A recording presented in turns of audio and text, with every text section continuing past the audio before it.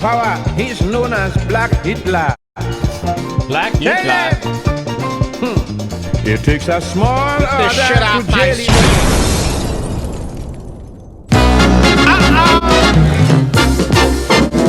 Mike makes your day. Yeah. He brings you the world, the stars and the songs. Mike makes your day. That's me, the host. He does what you'd like to and takes you along. It's Friday. Mike Yeah. makes your day.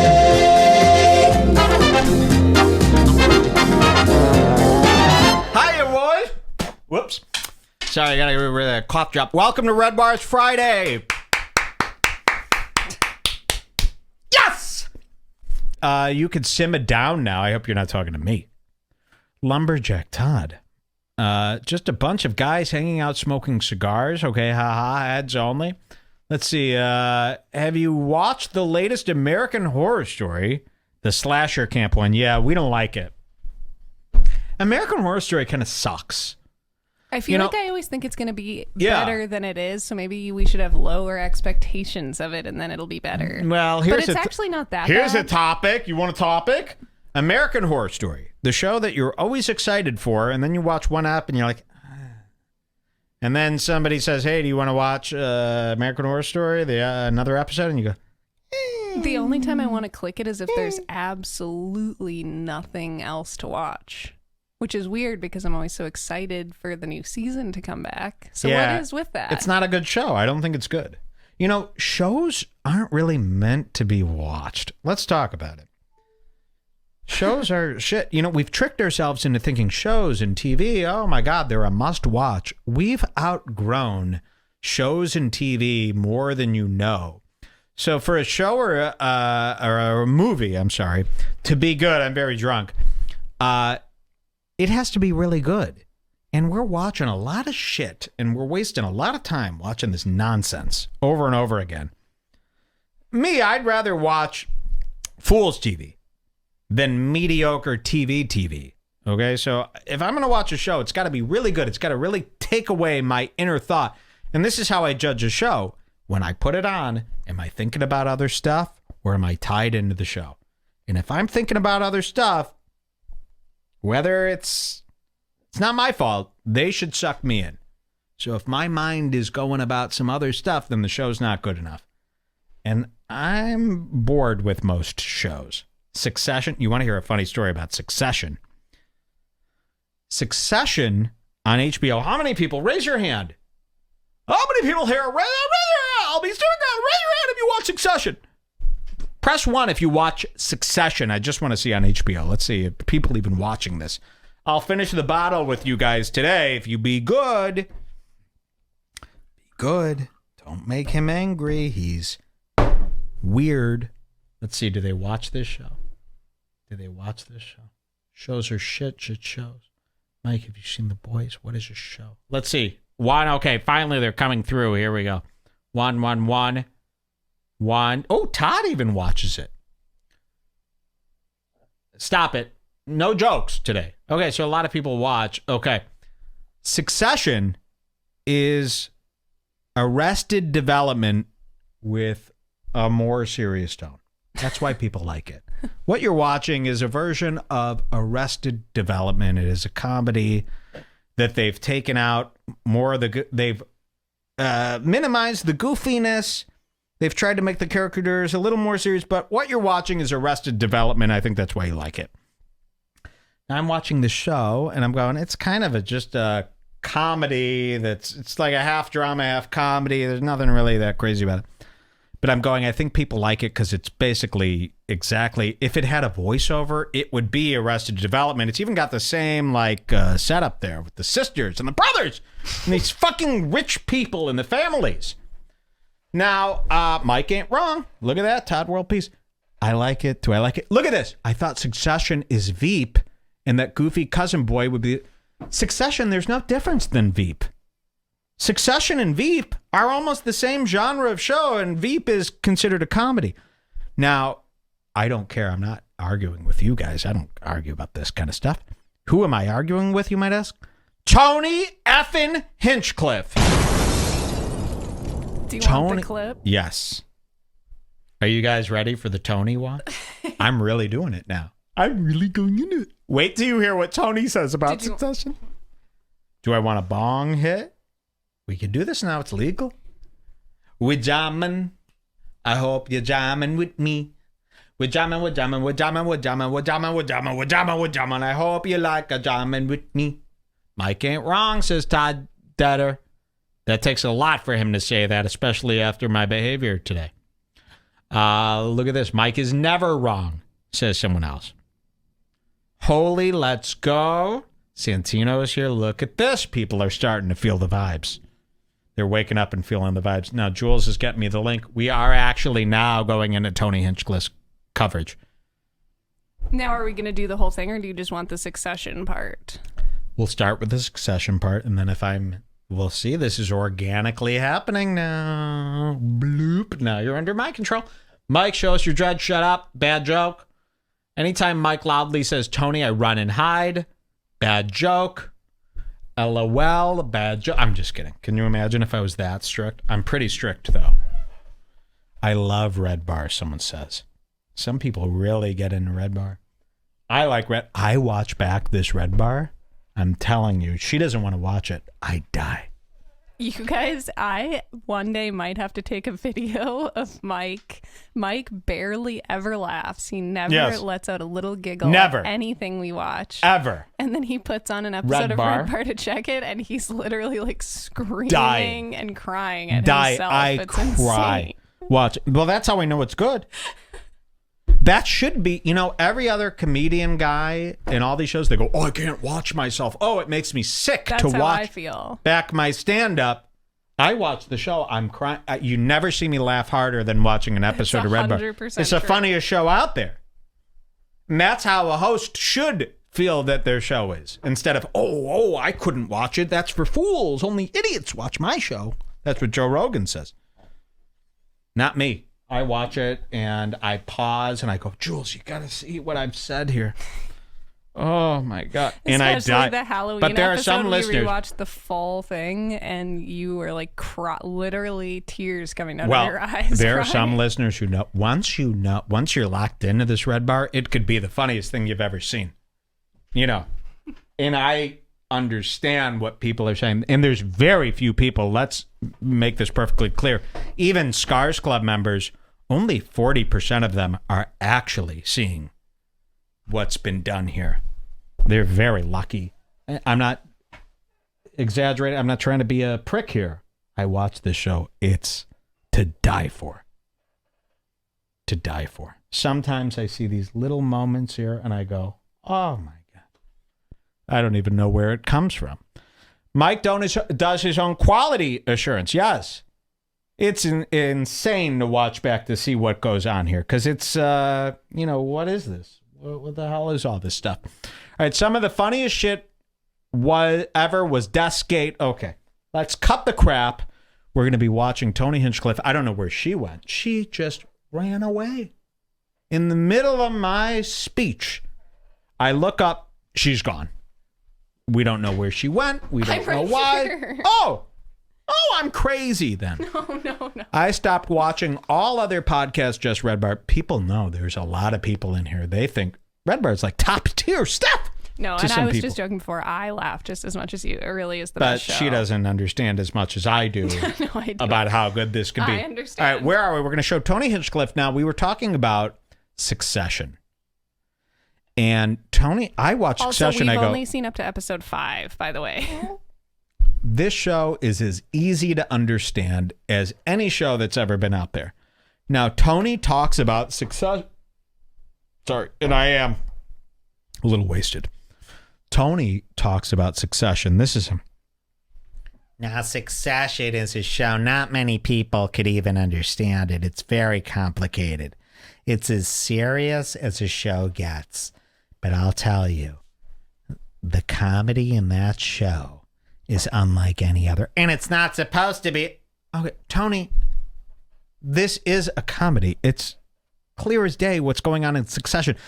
Anyone could follow this show. But Tony thinks he's the only genius who has seen the comedy side of it. So this is what I'm trying to get. If you've seen Succession, you go, yeah, it's a fucking basically a comedy, but they wanted to win Emmys, so they made it an hour and blah, blah, blah. But Tony talks about it as if only he and Killers and Monsters can see the comedy, and we just see a drama. But he sees the actual comedy. You get it? How bad is that? Now, Jules, guide me through this. I put the Click time on the code, link. I'm pretty sure. And what do I do? Just let it play? I'm not watching it. Right. At home. So Rick Glassman. Okay, we got to is- set this up. Okay. Did you want this, by the way? Yeah. Yeah, I do.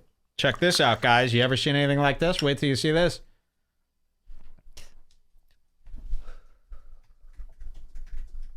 Wait till you see this, guys.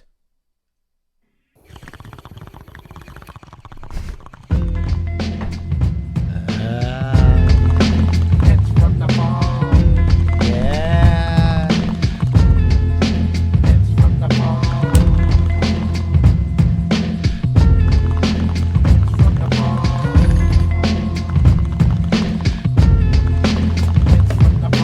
Pick it, pack it, fire it up, come along and take a hit from the ball. Put the blunt down just for a second. Don't get me wrong, it's not a new method. Inhale, exhale. Just got an ounce in the mail. I like a blunt or a big fat cone, but the marijuana is getting me stoned. Chill it, there's water inside, don't spill it. It smells like shit on the carpet. Still it goes down smooth when I get a clean hit of the skunky, funky, smelly green shit. Sing my song, puff all night long As I take hits from the bong. This reminds me of I wanted to sing some songs for everybody today. Close on Sunday, you're my Chick-fil-A. Close on Sunday, you're my Chick-fil-A. I am living in eternity. Do not indoctrinate me. Do not indoctrinate me. Okay. We are doing the Tony Hinchcliffe thing right now. So I hope you're watching this right now because this is fucking trill. Okay. DMT. Yes, I am on DMT. This is the video that you've been dying to see. It's Tony Hinchcliffe on this guy, Rick Glassman. It's his show, and Rick Glassman is kind of like a David Angelo. You remember him? He really even looks like David Angelo. I left a comment on David Angelo's Instagram saying, Rick Glassman's going around saying this picture you took is of him, not you. David Angelo liked it. Now, Rick Glassman is kind of a goofy comedian. He's one of these guys who is kind of like Jeremiah Watkins goofing around, but he's way more Jew and way more neurotic. Imagine Drew Michael and Jeremiah Watkins mixed. So the evilness and the power and the money of Drew Michael mixed with the goofiness of Jeremiah Watkins. It's never been done. Now, Tony Hinchcliffe is a serious comedian. He has no time for fun and games. He has no time for jokes, and he's always treated this Rick Glassman like complete crap for years. So Rick Glassman finally comes around and he starts getting popular. He starts getting more work and fame, and years go by, and people like Rick Glassman. And what does Tony do when comedians start getting popular? Oh, he loves them now. But Rick Glassman didn't forget. Tony did. So Rick Glassman invites Tony Hinchcliffe on his show, on his podcast, and Tony's completely forgotten about how for years he's treated Rick Glassman like a complete piece of crap. And Rick Glassman slowly starts exposing Tony in the most maniacal Jewish way that I've ever seen. And this is what you'll be watching right now. Let's press play. I'm Tony Hinchcliffe, and I'm going to be the guest on Rick Glassman's podcast. Take your shoes off. Is that what it's called? Brilliant. Yeah. So Rick Glassman has set him up at the beginning. Rick Glassman will not ever admit to this, but Rick Glassman is trying to destroy Tony in this episode. He will never admit to this. He makes Tony doing it. He goes, hey, we usually do an intro like this. Why don't you sit on the couch and say who you are? And look, he humiliates him. He doesn't do this with any of the other guests. Watch what he makes Tony do, and he'll humiliate him. He'll never admit this. I'm here to tell you what's actually happening. Watch. Little slate for camera. I'm for a I'm slate. Tony Hinchcliffe, and I'm going to be the guest on Rick Glassman's podcast. Take your shoes off. Is that what it's called? Brilliant. Yeah. Scoot doo, blabbity blue. He makes him sit there like a fool. Look. Oh yeah. This is all planned. It's a Jew plan. Watch this. How many roommates do you have here? Hello? Just kidding. This is so intricate. That's the You kind got to of see comedy this. that I'm into, you know what I mean? So, How many roommates? okay. Rick Glassman is a goof. He likes to do eccentric, stuff, abstract humor. Tony knows this about him and tries to play along, but Rick will not let him do it. And it's very confusing because Rick will be goofy, but he's also trying to set Tony up because he wants revenge. Tony has treated him horribly for about 10 years at the Comedy Store, but now Rick's getting work and he's famous and everything now. Now Tony likes him, so he's like, oh, Tony, come on my podcast. He's setting him up this whole time. You must believe me. Let me open my notes. Let's just see how this starts, because you'll think, oh, they're just goofing around. No, this is planned, and Rick knows that I know.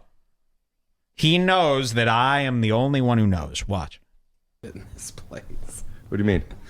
Well, it's funny because it's clearly just your place. Right. Right. So it's funny because it's like, oh, how many roommates do you have? Oh, did you say how many roommates do you have? Yeah. I didn't hear that. The audio wasn't on, and I could only hear. Oh, you had the headphones This is a on. lie. Oh. He's setting him up. He's confusing. I was wondering why him. you Yeah. didn't get a massive laugh. People at home laughed. Yeah, that's right. Everything Rick does is planned. His headphones aren't off. Tony made a joke, and Rick left him hanging. And then Tony goes, heh. And he goes, oh, I'm sorry. The equipment was... It's not off. This is really... I'm telling you, from what I've looked at, this is all set up. And you'll see this soon enough. Okay. How do you feel? Too loud? I feel great. Yeah? Yeah. Volume-wise, not... No, I love it. I love it. Great. I like it loud. Okay. This is all an act to set up Tony. Okay.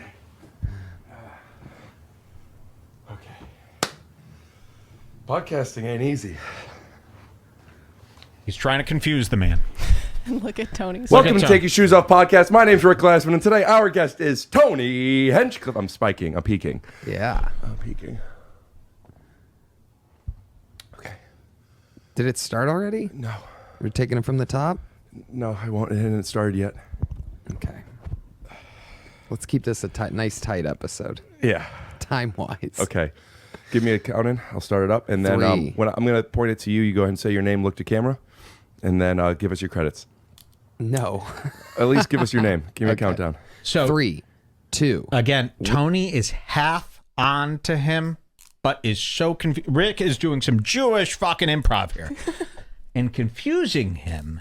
So Tony kind of knows half of this is supposed to be a goof, but then gets confused and it's used against him time and he's time mostly worrying about how to not look like a loser. Exactly. So Tony is trying his best to go, I know about alt comedy. I could roll with the best of them. But he gets set up to look like a boomer goon, like a guy that doesn't get goofy comedy. He's like this outdated guy, right? All right, check this out. 1, You know not to say one, right? You know not to say one, right? 5, 4, 3. You got to say 2. This isn't Wayne's World. Just 3, 2. Welcome to Take Your Shoes Off podcast. My name's Rick Glassman. Today with special guest Tony Hinchcliffe. Hi, I'm Tony Hinchcliffe. And let's cue that theme song. Here's where the theme song's playing, so they can't hear anything we're gonna say. How big's your dick? shoes off. Take your Setting 'em up. shoes off. Take your shoes off. So Tony is trying to, oh, I know Rick Glassman. He's a goofy guy. I'll do goofy things too. And Rick Glassman is leaving this all in going, look at this noob trying to riff. This is payback for hating alt comedy all these years. He's making Tony do alt comedy, but failing. And Now Rick and all of his alt comedy friends are going, look at this He loser. has the power now. Exactly. I hope you're following. This is really tough. Watch We this. studied this tape for many hours. It's bigger than you. And I told Rick, Rick Glassman, I know what went on there. And he almost tried to shut up. Because Rick Glassman is being so sneaky here. He doesn't even want Tony to ever figure this out. Off, take your shoes off. Take your shoes off with Rick Glassman. Tony, thank you so much for coming on by to the apartment. How have you been? It's I so want to good fill be you in here. on something else. He's also telling Tony that every time he snaps, it cuts to like music and stuff and clips. Yes. So Tony starts believing this and starts going, okay, I'll snap. Because he's seen Rick's other episodes do that, where like Rick will snap and then it cuts to a clip or a song. But with Tony, he wants Tony to look like a fool. So he goes, hey, Tony, snap. It'll cut to something. And Tony will snap. It cuts to nothing. And then you just see Tony sitting there. And the bit is, look at Tony, what a fool he is. Watch. This is really good. Here. This is an amazing pad you have. I can't believe Blake Griffin fit in this place. This is amazing. Yeah, that's what they said about, you know what, I'm not going to do it. Whoa. I'm not going to do it because you know what? That's not my forte. Right. Okay. My forte isn't rope. Another thing you need to know about this, and then I'm really going to let it breathe a second. Don't worry. Rick Glassman is also a very neurotic Jew. He is not, let's say, 100% innocent here. He is also very neurotic, very Jewish, and while goofy and lighthearted, also very nervous and protective over his stuff. Now, you'll see this play out. Like, for instance, this is shot out of Rick Glassman's apartment. And he is very proud of his apartment, as humble as it may be. He is proud that he worked through comedy, that he was this guy who bombed all the time, that got made fun of all the time. But you know what? He got this nice apartment. He likes it. And when Tony rips on his apartment coming up as a joke, Rick Glassman actually takes it seriously and gets defensive. So that's what you need to know about Rick. He's not extremely confident. This is kind of a double fool's watch in a way, but the Rick stuff is very hard to see. Now, as I am a rabbi, I could see through Jewish scheme. So I know exactly what he's up to, and I know exactly what the Goyim's up to. I know it all. That's what makes me so special. So watch. Roasts. My forte is... Will Forte. Yes. He's going to fit in here soon, I hope. I bet. Speaking of roasts, you're one of the guys in the game who do the roasts. Yeah. I don't want to go talk too much about this unless we do. Mm-hmm. So I just want you to know that. Sure. But if you had to roast my apartment from the walk up on the flight, he had not thought of this before. Watch how good he is. So, you hear that? Watch how good he is. Rick Glassman, his whole MO is Tony thinks he's amazing. Tony's podcast, Kill Tony, is blowing up. Tony's been braggadocious about everything.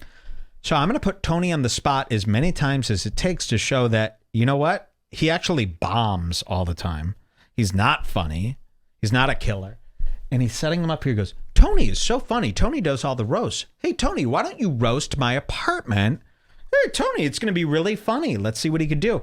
And then he knows Tony will fail and not be that funny, but then also gets upset that Tony is making fun of his apartment. So there's, see how big this is? Yes.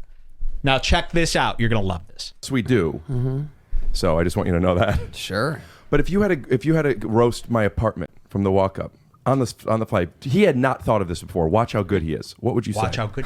Wow, that's a lot of pressure. See? One of the first things that I noticed is its incredibly cheap location. You are deep in the valley. Okay. He wanted to expose Tony that Tony's not as quick on his feet as he claims to be, but then is also getting offended at these comments. And you'll notice throughout the episode, because we're doing a full, throughout the episode, he's going to bring back these little quick Jewish snaps where he goes, my apartment is fine. Things that I noticed is its incredibly cheap location. You are deep in the valley. This Well. isn't really like to me, I don't count this as like even a first real apartment because you're on the wrong He's side of actually the hill. mad. You're deep in the gullet. Even my predictions on my Waze map and my Apple Maps, everything said I would be here sooner than I was.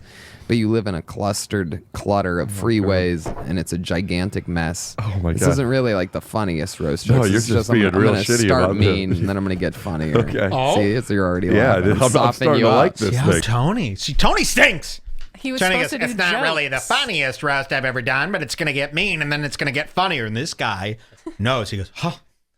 So it's almost working out perfectly for Rick Glassman, but at the same time, he's not prepared to actually be roasted. So he kind of set himself up here. Lot going on here. But watch Tony. We know Tony. And you will see Tony squirm and be exposed throughout this episode more than you have ever seen before. Watch this. Video Start about mean, this. and then I'm gonna get funnier. Okay. See, you're already Yeah, laughing. I'm softening starting you to up. like this I'm thing. softening you up. All It's right. like boxing. Work the ribs a little bit, and then pow, hit him in the head. And then I noticed, coming up, there was, a lady with a handicapped dog. Like, clearly she's like divorced or something like that. Like, this is like an apartment building of heartbreak. Like, a lot of people missing family, perhaps a lot of young deaths in their family and things like that. See, and this is very true, and Rick Glassman never considered these things. Because to Rick, this is a success, this apartment. It is. This is nice for him. And he didn't realize, oh, yeah, this is kind of cheap, L.A. cheap. Have you seen L.A. cheap? If you watch YouTube, you'll see L.A. cheap all the time. They get these apartments, and there's no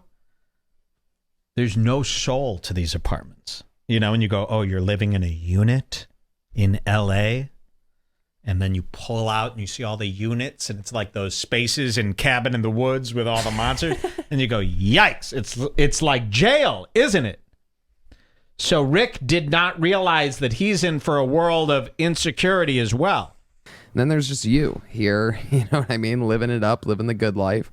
Clearly, of the nature of, saving money, trying to live by the lowest means necessary. Well. You have the classic IKEA, that New York picture that, my lawyer has in his office that you see like in apartments that are for sale. Like, was that already here when you got the place? No, you bought that. Well, Okay, now this is super interesting. Rick Glassman, who was in control before, has lost control. He said, oh, Tony, let's see you roast. Now Tony is roasting him, and now he's making fun of this big IKEA painting that he has above his couch.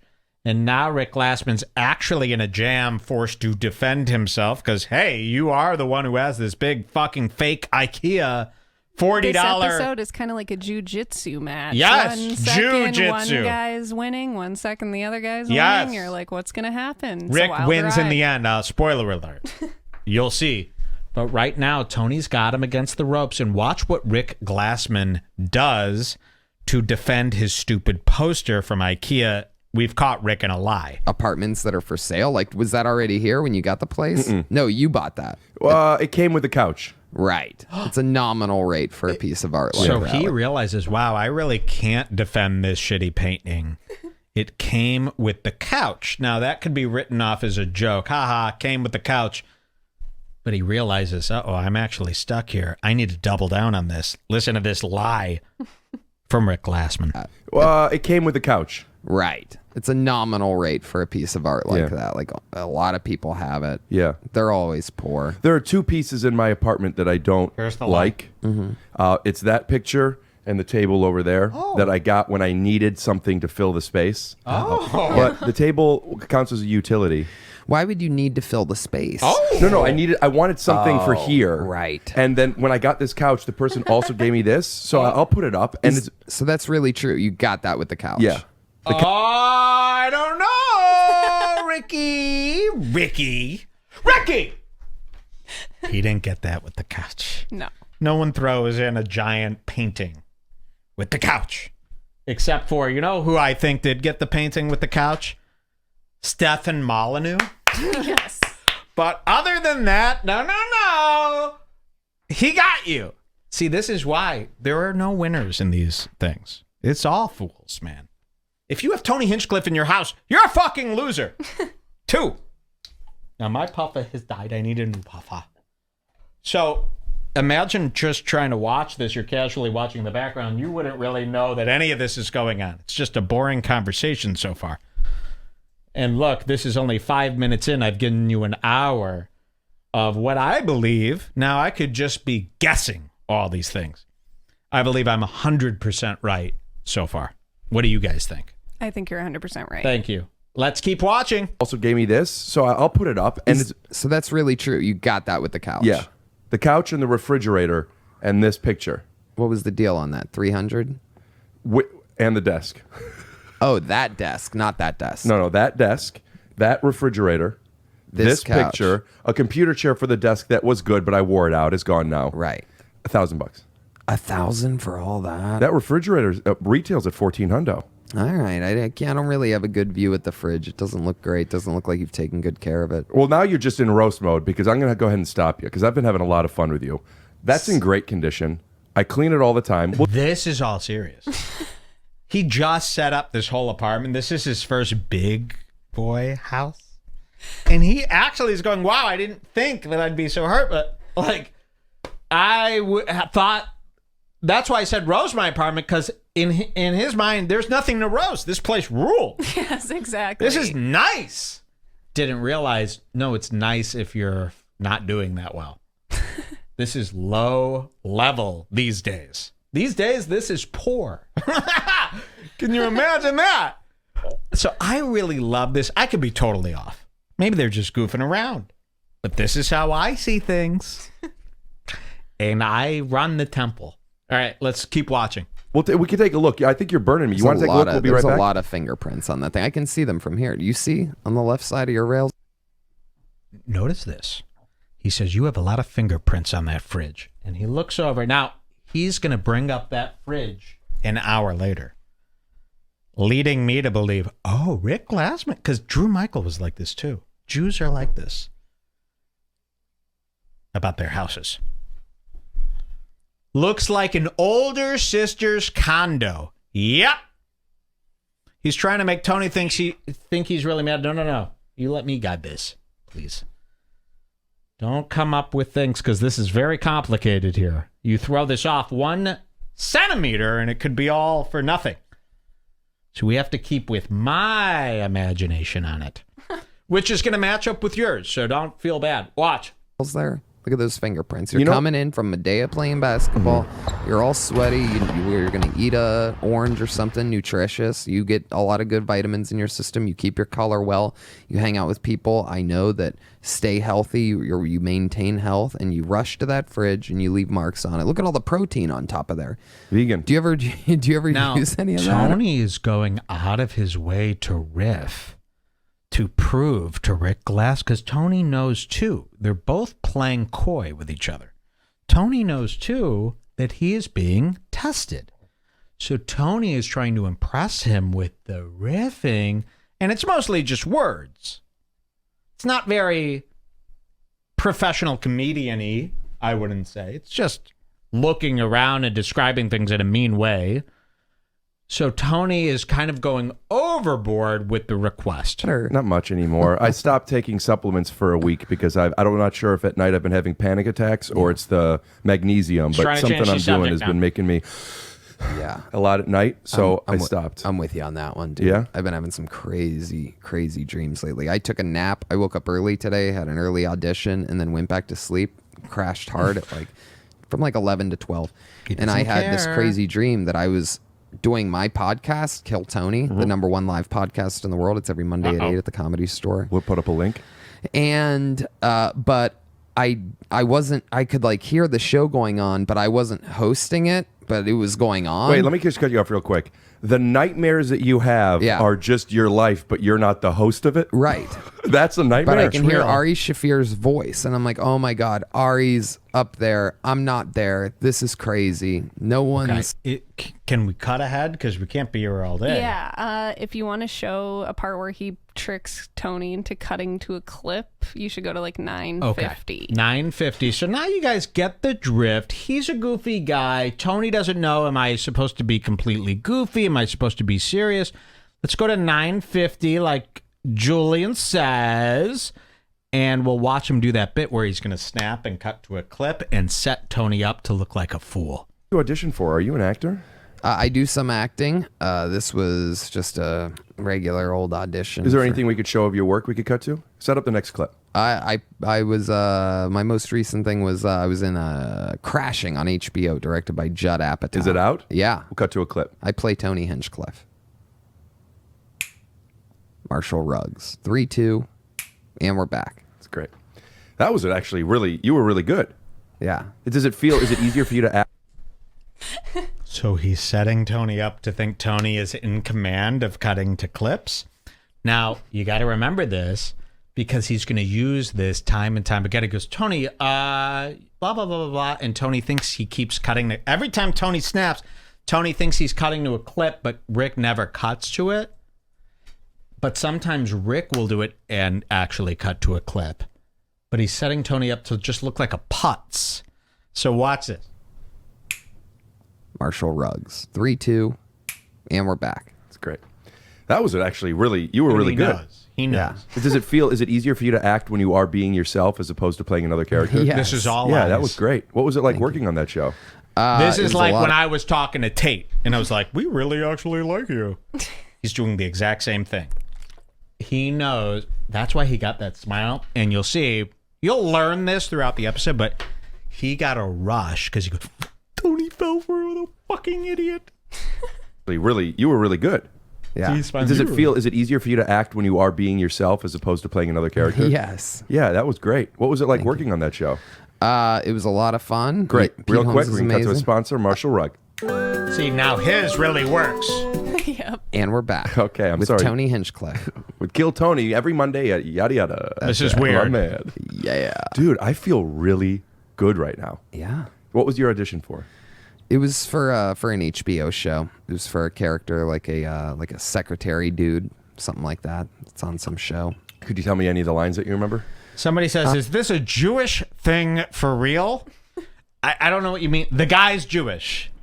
What do you mean, is this a Jewish thing?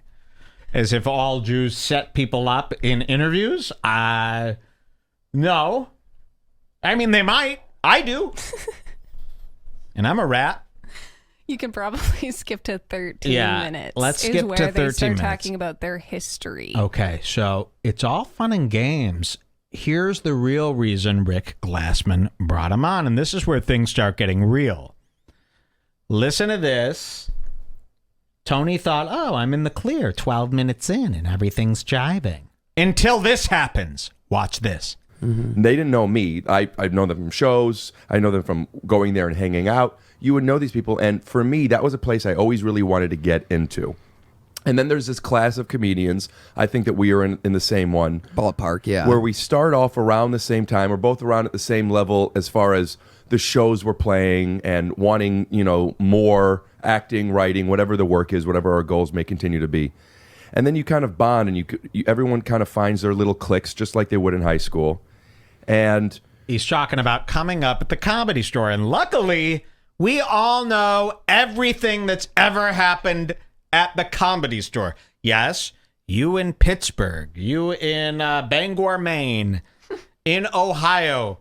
We somehow all know everything that's ever taken place at the Comedy Store on the Sunset Strip in Los Angeles. Why? Because they never fucking stop talking about it on every show.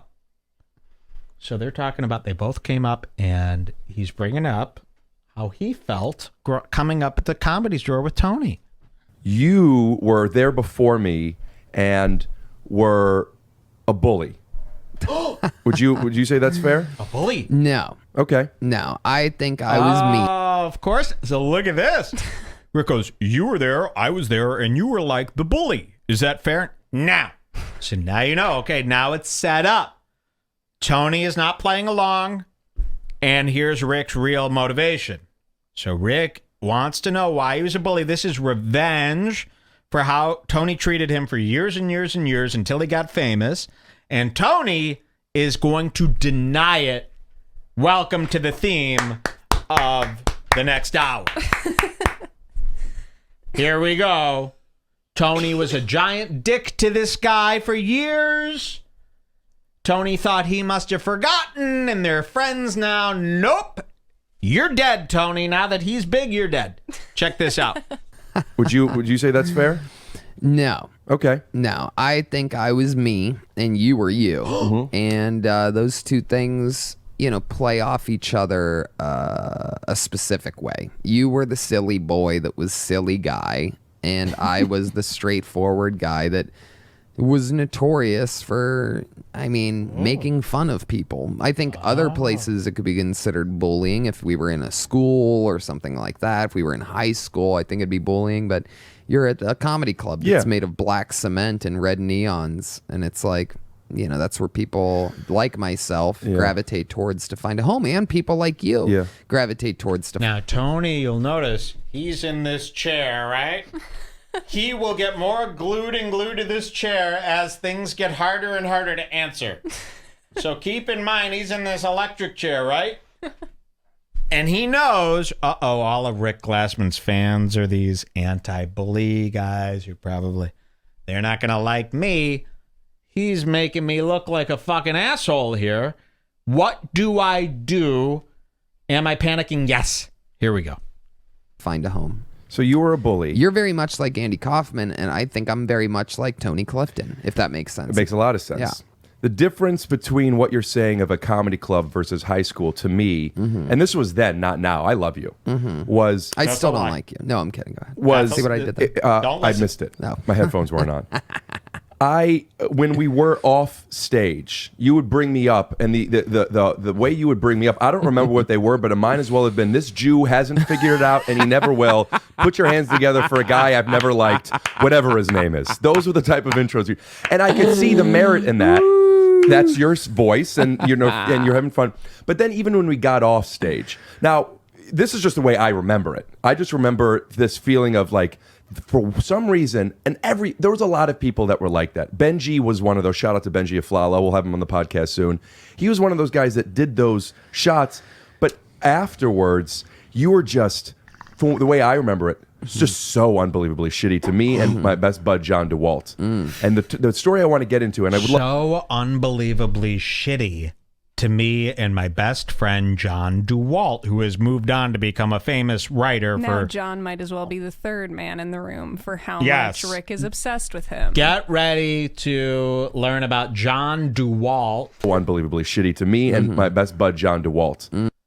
John DeWalt is his best bud. They came up together, and Tony bullied the two of them until they both became famous. Now, John DeWalt is a professional writer on sitcoms now. Yes. And Tony thinks he's a fool for quitting comedy to write for sitcoms. And this guy, it's time for payback. Get ready for this. And the story I want to get into, and I would love to talk about that more if you want to. No, let's do it. The turning point for me I want to get into was, so that's about 2 years of that. And we're seeing each other every Sunday and Monday. This is like 2009 you're saying? Yeah, probably 2009. 2008, early 2000 or 2010. And the first year and a half, 2 years, it was like that. And then it was kind of, I remember I confronted you once in the hallway about, I think at the time you thought that I thought it was play, because I'm always playing. Right. And I thought your intentions were mean. Right. And there was a little bit of a confrontation. I told you I didn't like that. Yeah. And after that moment, you stopped. I did? Yeah, you stopped doing that. And there was, I don't know if there was tension, but there wasn't even hellos. It was just, it stayed on the stage. Well, yeah, because it's, to me, that's like, then it's like it loses its fun. If I feel like someone seriously, whatever you said that day, and I don't remember that very clearly, but clearly whatever you said, it sort of just loses its fun. And I mean, that's when I don't like someone. So Tony Hinchcliffe is now sitting like Kris Jenner when she's accused of fucking OJ. And he is sitting there in his jumpsuit. Look at this. This is a onesie. This is a woman's tracksuit that you wear. Again, Kris Jenner. And Tony is now starting to understand what this is about, but wants to pretend, hey, I didn't even know I was a bully. So he's playing dumb, but also very tense because he knows exactly what he's talking about. Okay? Watch this. That's, to me, bullying. I mean, not like I was aware that I was ignoring you or not saying hello, but to me, that's not liking someone. I think I liked you. I think that. Look at this, getting some Joe DeRosa vibes. You're exactly right. This is an overthinking Jewish sensitivo who's also a goofy, abstract absurdist.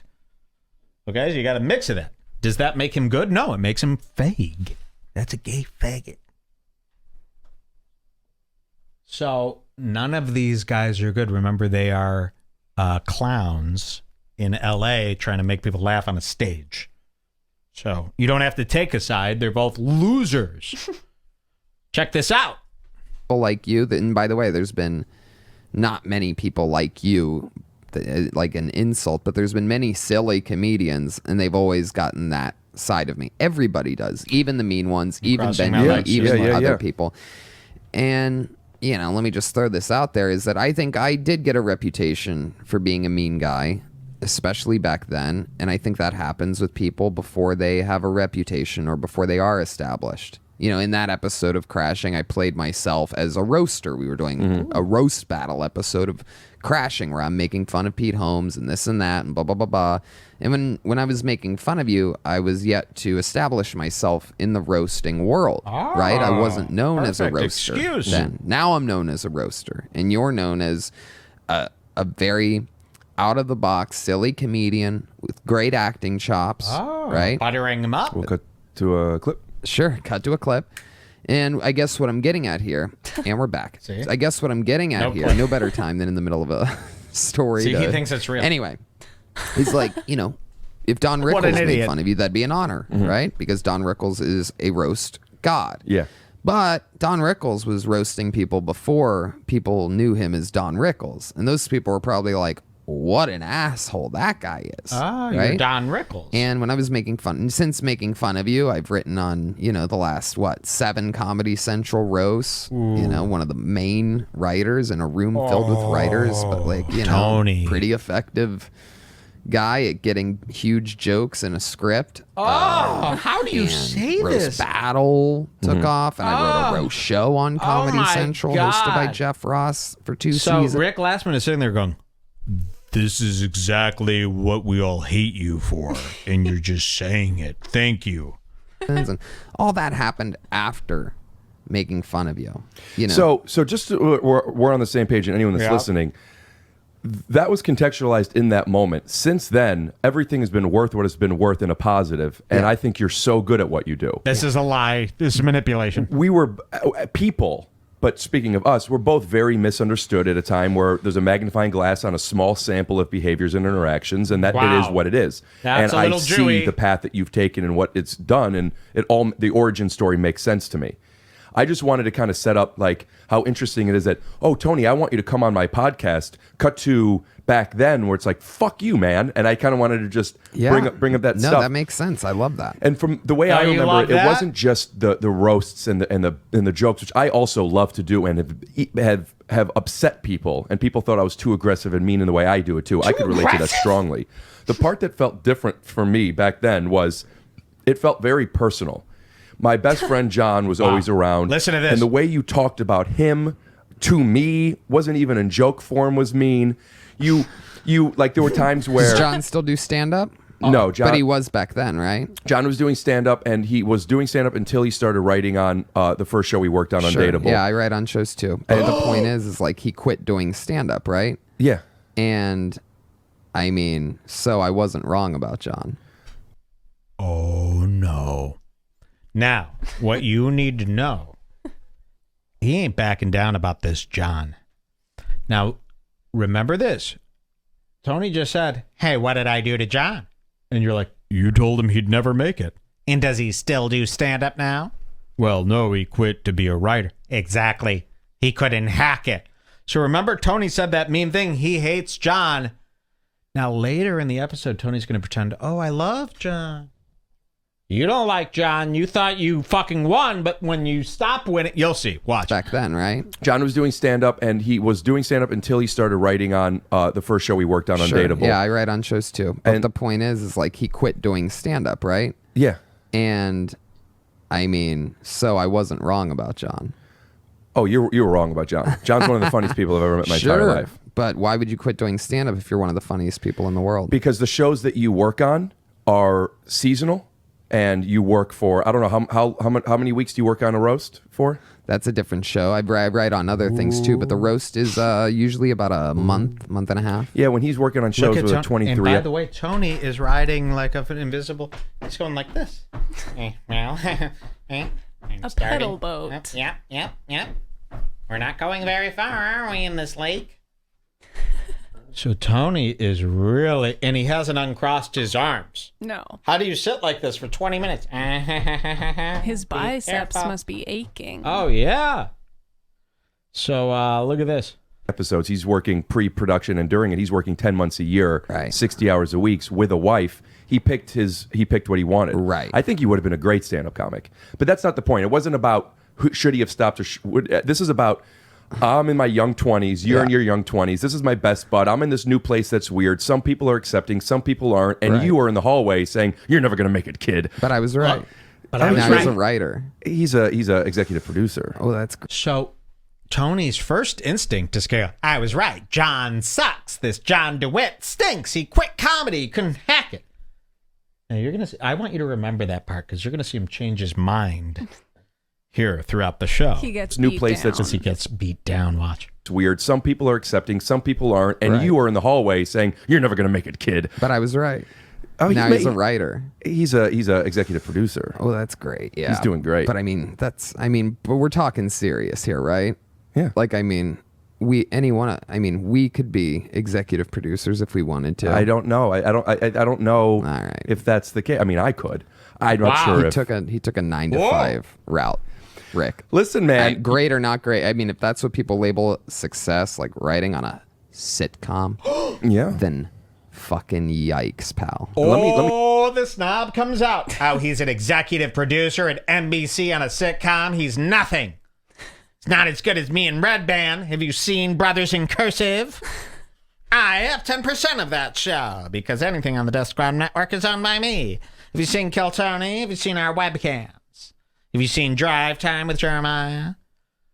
It's like, Tony, okay, at the same time, you might not like network television, but this guy became an executive producer. He's making millions of dollars living in L.A. It's not the worst thing that could happen to Yeah, it's not someone. like he's pathetic and a loser. I mean, so Tony is trying to play this up. Now, remember this because Tony changes his tone after he loses to Rick. So remember this. Sitcom. Yeah. Then fucking yikes, pal. And let me speak for him in this moment. Yeah. Having a wife and a child, not being money insecure, growing your job, being able to pitch your own shows, selling movies, and working and knowing where it's coming from, it sounds like a success to me. But we'll be right back with this ad from Marshall Rugg. But it's not a success to us is what we're talking about here, right? Ooh. I mean, we got off minutia. track here. That's minutia. But my point was I knew he wasn't going to do stand-up comedy. I was positive of it. I can smell it from a mile away. You knew the same from me. No, I didn't. That's not true. That's not true. You said the way that I talked about John DeWalt to you off stage. With John, the way you talked the to way us. I talked about you off stage to other people was different. Okay, and we'll cut to a clip. And I was right about that too. You have, when I've seen you in the recent couple years, you have taken exactly what you worked on and you got extremely better at it. Now, after watching this podcast, you're going to wish every comedian's interaction was like this, where they're just grilling each other. This was really a special episode in podcasting. Yeah, when I watch podcasts where it's two comedians just getting along, it sucks. This would be amazing. They're all accusing each other of stuff and in the hot seat. Then this is a show. It's incredible how challenging the style of stand-up that you do is. It is a shining light on timing, execution, silliness, and timing again. Like, I mean, you are a timing guru. And the way you did that was by doing things in the wrong time, at wrong times. He's just buttering up. This is all lies. As a diehard fan of stand-up comedy, I can see what you did. Mm-hmm. And I never doubted that was what's going to happen no matter what jokes I made. That's to try to get out of all this pain. So in conclusion, John DeWalt is one of the funniest, most talented writers I've ever met. I agree. And so him and this John DeWalt, somebody said it earlier, they probably got together and planned this whole thing. I wouldn't be surprised. These two are two Jewish nerds, him and this John DeWalt, who you're not seeing here.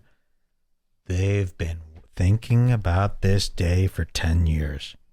They've probably talked about Tony more than anybody I mean, they're else. neurotic little nerds. And this is payback, and everything's probably planned. Every question has a purpose and a trap, ahead of it.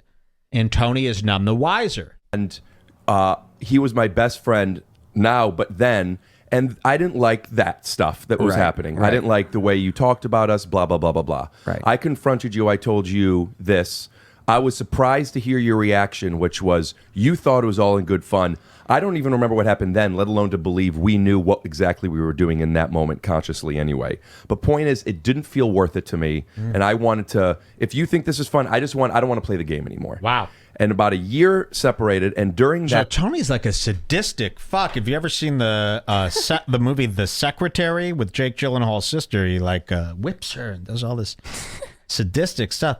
Tony was treating all these people almost like a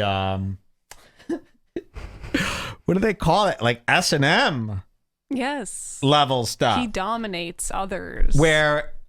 And Tony was a small-time comic at the time, too, so no one was paying attention to Tony's behavior, but Tony was sadistically, mistreating these people that were under him and getting off on their pain and bullying them. And then, Pauly Shore would come and go, hey, what's going on? And Tony would go, oh, nothing. Hey, Pauly, what's going on? Everything's fine. And then hit Rick Glassman in the ribs.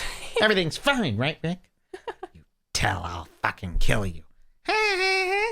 And so Tony was like a sick fuck and got off on this type of abuse that he did to all these underlings. And this went on for years. And he's coming out as if he's like a rape survivor. They're saying, remember how shitty he was to Brody, who then killed himself? Exactly. Brody Stevens took his own life because of Tony Hinchcliffe's, the way he treated him behind the scenes.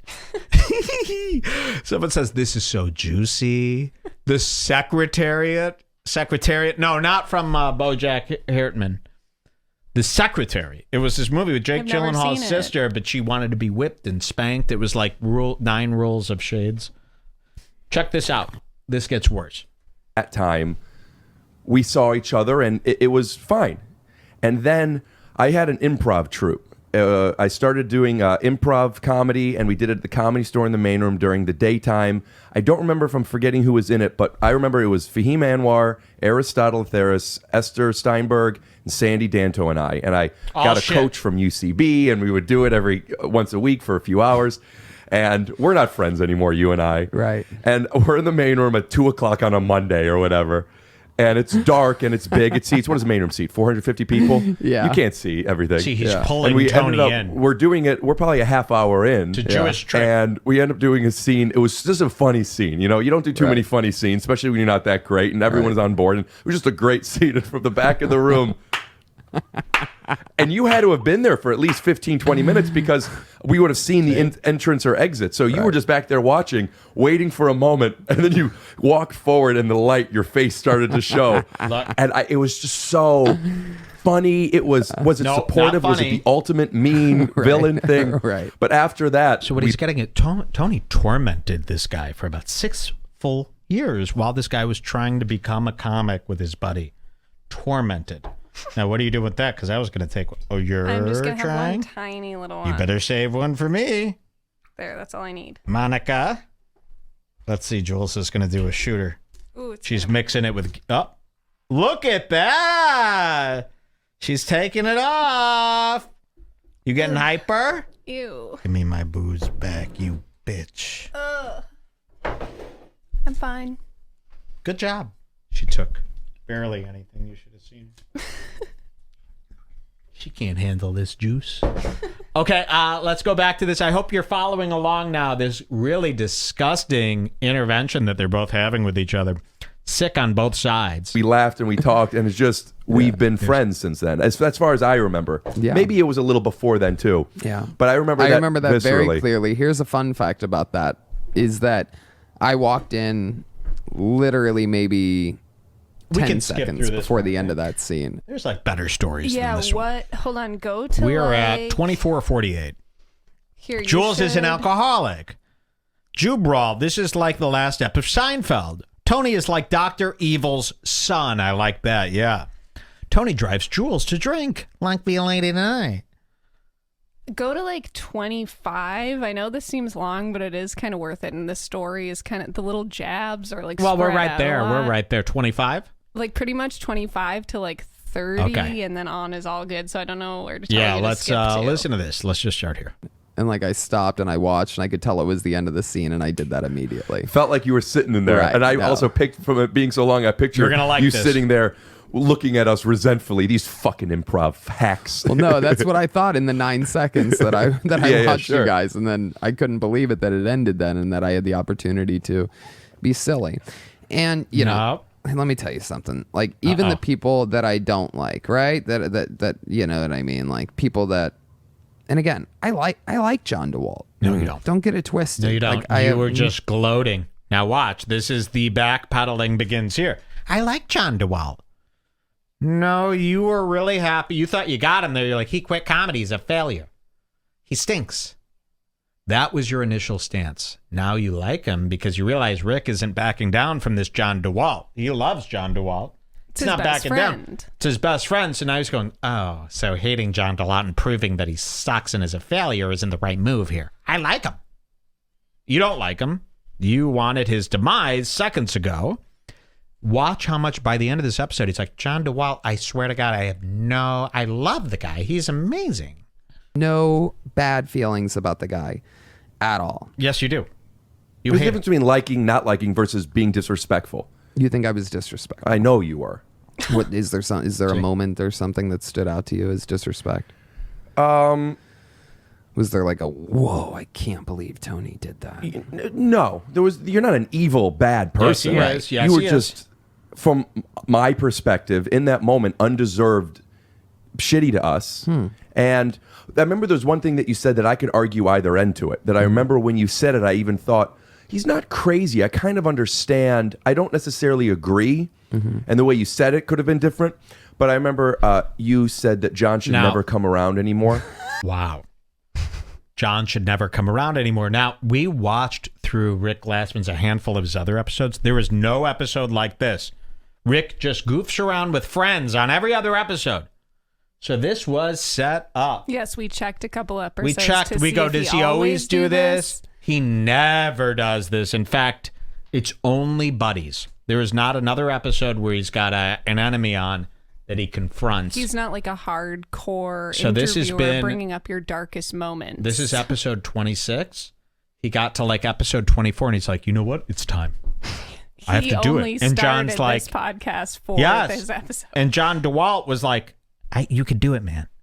It's your time now. Don't let him take this from us. Because they've been, you could tell they have PTSD from this Tony because he's so evil. It could have been different. But I remember you said that John should never come around anymore. And I don't agree to that part. I'm saying your reasoning was, as you said, I've always tried very odd stuff, and I still find stand-up to be the hardest thing in the world to do. And I have grown exponentially, but it's still, I don't quite understand it yet. So back then, I had no idea what I was doing. Oh, I know what you're gonna say. And John would come, and John Sit did in know the what back I was of the doing. room, He did know and what I was. he would be the one guy cracking up. Well, yeah, that's what you're gonna one say. One of two. Let me explain this in case it goes over too fast. Whenever Rick Glassman would go up at the Comedy Store, John DeWitt was his best friend. Yeah, he's going to say it, but John DeWitt would be in the back of the room dying laughing at everything and vice versa. So Rick Glassman and John DeWitt thought they were the funniest things, and that would annoy Tony. Okay, it's coming up. Well, yeah, depending on if any of your other... John would always laugh. Right. And you thought that was... Maybe he obnoxious explains it perfectly. at the Comedy No, Store, what a you- sacred comedy What you club, said yes. it was Wow. getting in the way of me now thinking something's funny when it's not. That too. As if I don't know the difference between making one of my friends laugh in the back and a room full of people that at the time weren't laughing. Right. And to say this sacred place where Yeah. everybody blah, blah, blah, blah, blah. He's this is a been guy waiting to say that this was to been Tony. unconditionally supportive of me Yeah, that's not what you want around you. You know, though. I'll tell you something. Looking back on the last 10 years of me doing stand-up in L.A., if I didn't have those moments of victories, if I didn't have those wins that were few and far between, it would have been very hard for me. Yeah, it is very hard. It's a hard thing. Yeah, it's a very hard thing. Yeah. That made it easier for me. Why do you want it easy? Don't you want to be stronger? Don't you want to get better faster? Now, here's the thing. I could be Tony and I could be Rick at any given time. I see their points. I see both their points. However, I stand by my points. So if I'm Tony, I'll sit there and go, yeah, I made fun of you every day. You were a fucking fool. You're a fag. Now that you're famous, I like you. But Tony's going to try to deny it. Now, Tony is right in several ways. I treated comedians like this all the time. All these foo-foo, faggy guys, I treated like shit. I'd go, get off the stage. We don't need this. We want real comedy. Get out of here, you fucking losers. And the comedy scene, ooh, did they speak back like Rick Glassman? But I wouldn't sit across from one of them and be like, I was just trying to be... No. I'd be like, you were a fag. I hated you. Yeah. Ha! I'm Mike. Basically, these are the two perfect characters to be sitting across from each other having a confrontation. Because, yes, he probably was a gay-ass alt comic doing hideous jokes that a real comedian would hate. But Tony also is a pretentious douche, and now when he's confronted, he's going to try to like backpedal and pretend. You know what I mean? Yeah. So there is still no side to be taken here. I also have to go to the bathroom really bad. Play the new bathroom song. Yeah. Oh, we haven't done that. I'll be right back. Like really 20 fast. seconds. 20. You're not going to even hear the end of the song. I'll be right back.